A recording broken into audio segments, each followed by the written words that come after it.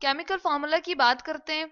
किसी भी केमिकल को रिप्रेजेंट करने के लिए जो फार्मूला इस्तेमाल किया जाता है उसके सिंबल्स के साथ उसको लिखा जाता है, उसको कहते हैं जी केमिकल फार्मूला। जैसे मैं अगर वाटर को लिखना चाहती हूँ तो हमें पता है कि उसमें हमारे पास दो एच होते हैं, ठीक है, और एक ऑक्सीजन होता है, तो हम उसका केमिकल फार्मूला जी इस तरह से लिख देते हैं। यानी कि वाटर को अगर वैसे लिखना हो तो हम उसकी स्पेलिंग लिख देंगे जी, वाटर है हमारे पास, और अगर केमिकली उसको रिप्रेजेंट करना हो, लिखना हो, तो हम H2O लिखेंगे। तो सबसे पहले तो हमने क्या किया जी, सिंबल्स लिखे हैं, ठीक है, एलिमेंट्स के। जो जो एलिमेंट्स वहां पर उस कंपाउंड में इस्तेमाल हो रहे हैं उनके क्या लिख देंगे जी, हम सिंबल्स लिख देंगे। तो यहाँ हम लिख लेते हैं कि पहला हमने क्या काम क्या करना है जी, सिंबल्स रिटन। और किस तरह से लिखेंगे, वो वाला सिंबल पहले लिखेंगे उस एलिमेंट का जो पॉजिटिव होगा, ठीक है। जिस तरह मैं एग्जांपल चले यहाँ पर ले लेते हैं हम NaCl की, सोडियम क्लोराइड की, ठीक है। और सोडियम क्लोराइड में क्या होता है, ये मेटल है सोडियम, और क्लोराइड जो है हमारे पास नॉन मेटल है। और सोडियम के पास ये कैपेबिलिटी होती है कि अपना इलेक्ट्रॉन लूज कर दे और किस आयन में जी कन्वर्ट हो जाए, पॉजिटिव में, तो इसलिए पॉजिटिव हमारे पास हो जाता है आयन, और ये जो है नेगेटिव हो जाता है।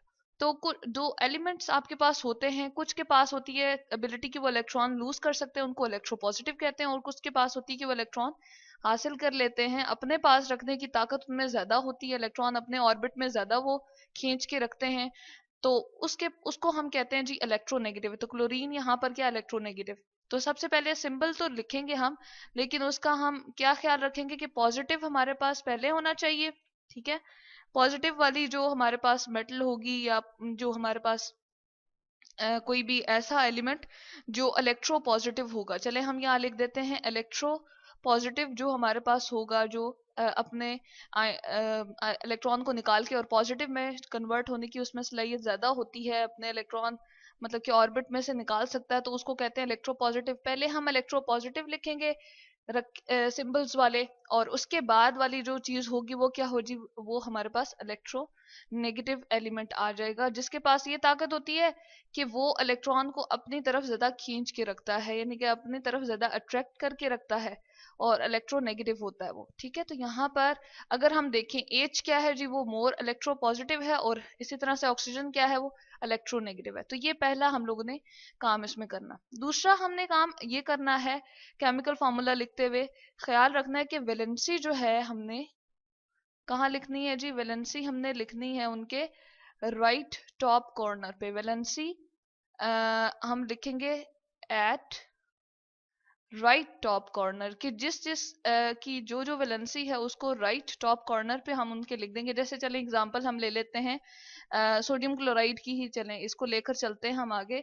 तो क्या होगा, हम इसकी ले रहे हैं जी, ये सोडियम जो है उसके पास वैलेंसी उसकी क्या होती है, चूंकि इसके ऑर्बिट में हम कहते हैं कि एक इलेक्ट्रॉन ये लूज कर देता है, और वही इलेक्ट्रॉन जब लूज करके एक ही बॉन्ड सिंगल बना रहा होता है क्लोरीन के साथ, तो इसकी वैलेंसी क्या हुई जी, आपके पास +1 हुई।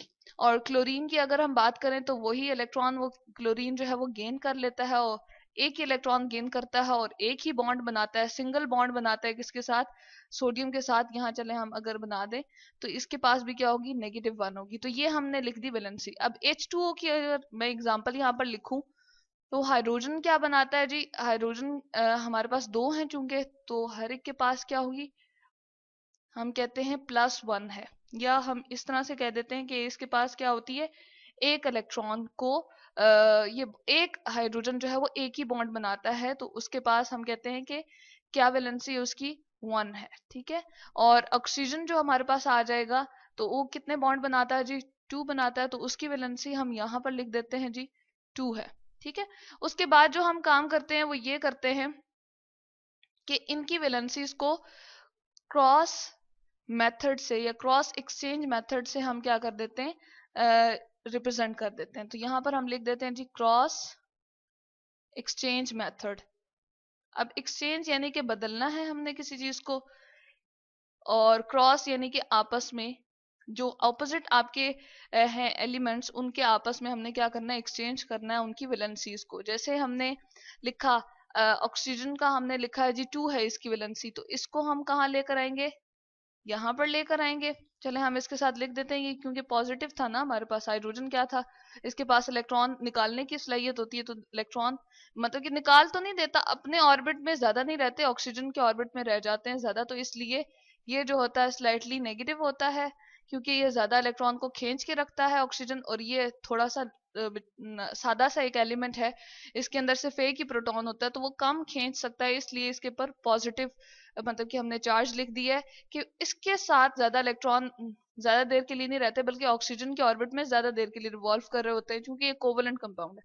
तो अच्छा, क्रॉस एक्सचेंज मेथड में हम ये करेंगे कि हम इनकी वैलेंसीज को क्या कर देते हैं जी, ऑपोजिट एलिमेंट के साथ यहाँ रिप्रेजेंट कर देते हैं। जैसे 2 है, सिर्फ वैलेंसीज के नंबर को 2 और 1 को रिप्रेजेंट करेंगे, प्लस और -1 को नहीं रिप्रेजेंट करेंगे।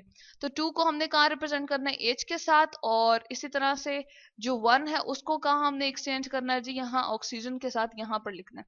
तो अगर मैं लिखना चाहूँ इसके क्रॉस एक्सचेंज मेथड से, तो 2 यहाँ पर आ जाएगा और ऑक्सीजन का 1 यहाँ पर आ जाएगा। जैसे मैथ्स में भी हम कहते हैं कि अगर 1 लिखें या ना लिखें तो एक ही बात होती है, तो यहाँ पर भी हम क्या करेंगे जी, H2O के फॉर्मूले में हम क्या करते हैं, क्रॉस एक्सचेंज मेथड के बाद हम कहते हैं कि 1 हम यहाँ पर ना भी लिखें तब भी बात ठीक है। तो इसका फार्मूला हमारे पास क्या बन जाएगा जी, केमिकल फार्मूला H2O बन गया। ठीक है, तो यहाँ पर ये हमारे पास था क्रॉस एक्सचेंज मेथड। अब एक और बात यहाँ पर होती है कि अगर किसी की वैलेंसी जो है वो मतलब कि 2 और 1 इस तरह से मुख्तलिफ नहीं है, वो है ही 1 1, यानी कि बराबर है, जिस तरह सोडियम क्लोराइड की एग्जाम्पल हम ले लेते हैं, तो उसमें क्या होता है, उसमें फिर इस तरह से हम बात करते हैं जी कि सोडियम भी +1 है, ठीक है, और क्लोराइड जो क्लोरीन है हमारे पास वो भी 1 है, तो 1 हमने यहाँ रिप्रेजेंट करना है यहाँ सोडियम के साथ क्रॉस एक्सचेंज मेथड से, और जो 1 हम यहाँ +1 शो कर रहे थे,